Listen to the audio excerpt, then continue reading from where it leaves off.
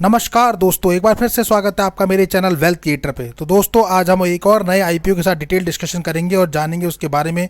तो ये initial public offer यानी आईपीओ जो आपको देखने को मिलेगा वो इंडेजीन आईपीओ मिलेगा। इंडेजीन लिमिटेड कंपनी का आईपीओ। बेसिकली ये कंपनी काम करती है दोस्तों फार्मा में, लाइफ साइंस टेक्नोलॉजी में काम करती है। कंपनी ऑफरिंग करती है, रिसर्च एंड डेवलपमेंट करती है, मैनेजमेंट सर्विस प्रोवाइड कराती है to health care and pharmaceuticals enterprises को।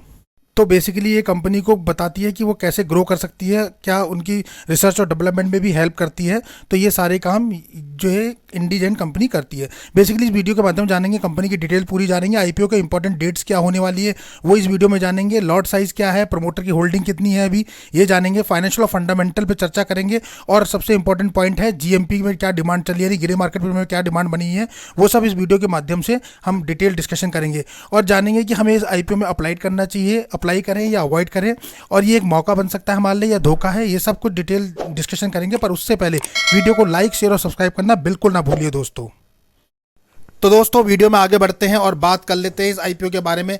एक्चुअल में जो इंडिकेट आईपीओ की बात करें तो ये कंपनी फाउंडेड हुई थी 1998 में। इन डिजिटल सर्विस प्रोवाइड कराती है। अगर हम बात करें तो लाइफ साइंस इंडस्ट्री को ये सर्विसेज प्रोवाइड कराती है, यानी कि मेडिकल सेक्टर में दे ऐसे ड्रग डेवलपमेंट का काम करती है। मतलब आप देखेंगे तो दवाइयाँ का जो होता है उनको रिसर्च डेवलपमेंट होता है, उस पर ये लोग हेल्प करती हैं कंपनीज़ की। क्लिनिकल ट्रायल्स जो होते हैं दवाइयों के, मेडिसिन के, उस पर ये काम करती है। रेगुलेटरी सबमिशन जो होते हैं दवाइयों के, उनके ऊपर ये काम करती है। कंप्लेंट मैनेजमेंट होता है जो, और सेल्स और मार्केटिंग का जो सपोर्ट होता है वो सब इसी कंपनी के थ्रू दिया जाता है। तो ये अपने आप में ही जो कंपनी है ये इंडिविजुअल है, मार्केट में ऐसी कोई दूसरी कंपनी नहीं है जो इस टाइप से काम करती है। तो यानी कि मेडिकल सेक्टर में जो भी मेडिसिन बनती है उनके लिए ये रिसर्च और डेवलपमेंट का काम करती है, उनके लिए ये जो है क्लिनिकल ट्रायल्स का काम करती है। अगर हम बात करें कंपनी के सर्विस की, तो कंपनी के सर्विस को हम 4 पार्ट में डिवाइड कर सकते हैं, जहां कि आपको पहला पार्ट देखने को मिलेगा इंटरप्राइजेस कमर्शियल सोल्यूशन करके देती है, दूसरा ओमनी चैनल एक्टिवेशन करके है, तीसरा अगर आप बात करें तो इंटरप्राइजेस मेडिकल सोल्यूशन प्रोवाइड कराती है, और चौथा है enterprises clinical solution and consultancy service provide कराती है कंपनी। तो बेसिकली इन 4 सेगमेंट में कंपनी जो है वो डील करती है अदर कंपनीज के साथ। तो दोस्तों, अगर हम बात करें कंसल्टेंसी सर्विस की, तो अगर हम देखेंगे तो सब्सिडरी ऑफ द कंपनी जो है डीटी एसोसिएट लिमिटेड जो है वो प्रोवाइड कराती है consultancy services under the DT consultant brand. तो जो ब्रांड है इसका वो डीटी कंसल्टेंट है, जो कि ये कंसल्टेंसी सर्विसेज प्रोवाइड कराती है। वहीं देखेंगे तो it's help life science companies को ये हेल्प करती है manage their digital transformer efforts to ensure contribute success in the customer experience. तो यानी कि उनके कस्टमर एक्सपीरियंस को बताती है, उनके साथ शेयर करती है, डिजिटल ट्रांसफॉर्मेशन का काम करती है। The company receive the platinum level award भी कंपनी को मिला है 2023 में। Healthy workshop conference and award जो रिकॉग्नाइज किया गया है वो आरोग्य वर्ल्ड इंडिया ट्रस्ट के पार्टनरशिप से इसको मिला है दोस्तों। तो ये मिला है 2023 में। उसके अलावा बात करें तो एज ऑन दिसंबर 2023 कंपनी है 65 क्लाइंट हैं actively engage with this services, यानी कि 65 क्लाइंट इसके साथ एक्टिव इंगेज हैं 31 दिसंबर 2023 तक। वहीं 31 दिसंबर 2023 तक की बात करें तो कंपनी के पास टोटल एम्प्लॉई की जो संख्या आपको देखने को मिलेगी वो 5181, लगभग 5181 एम्प्लॉई हैं कंपनी के साथ वर्ल्ड वाइड, जिसमें से 4461 जो है वो इंडिया बेस है, 530 जो एम्प्लॉइज़ के वर्क करते हैं वो नॉर्थ अमेरिका में करते हैं, और 105 एम्प्लॉई जो है इसके यूरोप में है, 73 एम्प्लॉई चाइना में, और 12 एम्प्लॉई जो है वो अदर रीजन में एसोसिएटेड है इसके साथ। तो काफ़ी बड़ा नेटवर्क है, अपने आप में ही कंपनी मायने रखती है। अब बात करते हैं दोस्तों आगे। अब बात करते हैं इस आईपीओ से रिलेटेड और बातों की कि इसका आईपीओ का डेट्स क्या है, साइज़ क्या है, आईपीओ का लॉट साइज़ क्या है, उसके बारे में बात करेंगे। तो आईपीओ की जो डेट्स है दोस्तों वो 6 मई 2024 से लेके 8 मई 2024 के बीच आपको यानी कि 3 दिन के लिए देखने को मिलेगा। फेस वैल्यू कंपनी ने रखी है ₹2 पर शेयर, यानी कि भविष्य में कभी भी ये 2 शेयर में डिवाइड हो सकता है। प्राइस बैंड रखा गया 430 रुपये से 452, तो कट ऑफ प्राइस यानी रिटेलर को 452 पे अप्लाई करना है।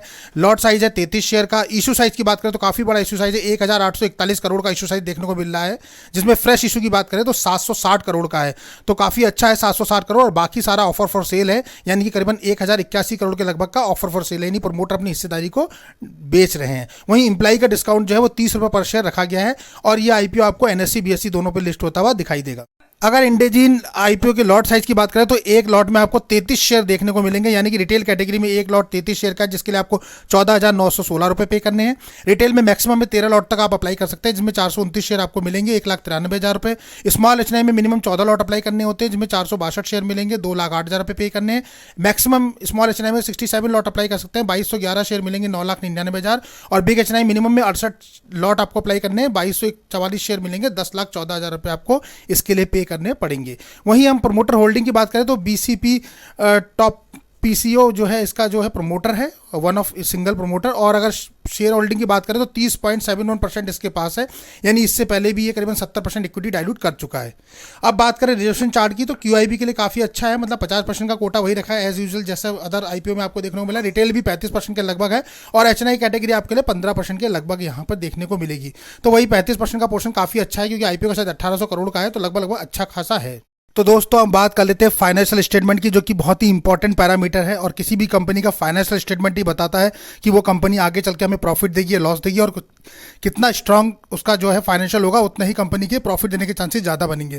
तो इस कंपनी का हम 3 साल का एनालिसिस करेंगे, 21, 22, 23 का, और एक इन्होंने जो है 31 दिसंबर तक का दिया हुआ है अपडेट, तो उसको भी हम लोग देखेंगे। तो 31 दिसंबर तक अगर बात करें 2023 तक की, तो कंपनी पे एसेट जो है वो 2518 करोड़ के थे, रेवेन्यू कंपनी पे 1970 करोड़ के लगभग का था, profit after tax 241 crore, net worth company की 1327 करोड़, रिजर्व कंपनी के पास 1282 करोड़, और बोरिंग कंपनी पे जो कर्जा था वो 399 करोड़ के लगभग था। वहीं अगर 3 साल की बात करें लास्ट 3 ईयर्स में एसेट में क्या हुआ, तो 2021 में कंपनी के पास एसेट थे 596 करोड़, जो कि 22 में बढ़ के हो गए 1353, और 23 में बढ़ के हो गए 2203 करोड़, और अभी 2500 है। तो यानी कि 596 करोड़ से कंपनी ने 2518 करोड़ तक की जर्नी तय करी है सिर्फ 3 साल में, यानी कि एक्सीलेंट सुपर आप कह सकते हैं परफॉर्मेंस दी है। वहीं रेवेन्यू की अगर हम बात करें तो 996 करोड़ था 21 में, 22 में 1690, लगभग 2 गुनों के आसपास पहुंचा, और 2023 में बढ़ के 2364 करोड़ के लगभग रेवेन्यू हो गया, यानी 3 साल में 900 करोड़ से लेकर कंपनी 2300 करोड़ पे पहुंच गई। ये भी पैरामीटर सुपर एक्सीलेंट पैरामीटर रहा। प्रॉफिट आफ्टर टैक्स की बात करें तो 149 करोड़ कंपनी का 21 में था, 22 में बढ़ के 162 करोड़, 23 में बढ़ के 266 करोड़ के लगभग पहुंचा, यानी 150 करोड़ से कंपनी करीबन 250 करोड़ के ऊपर पहुंच गई प्रॉफिट आफ्टर टैक्स में लगभग 3 साल में। वहीं अगर हम नेटवर्थ की कंपनी की बात करें तो 325 करोड़ के लगभग नेटवर्थ था कंपनी का 21 में, 22 में बढ़ के हुआ 763 करोड़, और 23 में बढ़ के हो गया 1063 करोड़, और वहीं इस अगर दिसंबर तक की बात करें नेटवर्थ की तो 1327 करोड़, यानी कि 300 करोड़ 325 करोड़ से कंपनी ने स्टार्ट किया, और 3 साल के अंदर 1327 करोड़ के लगभग लेकर आई नेटवर्थ को। तो काफ़ी बढ़िया इसमें भी सुपर परफॉर्मेंस दिया है कंपनी ने इस पैरामीटर में।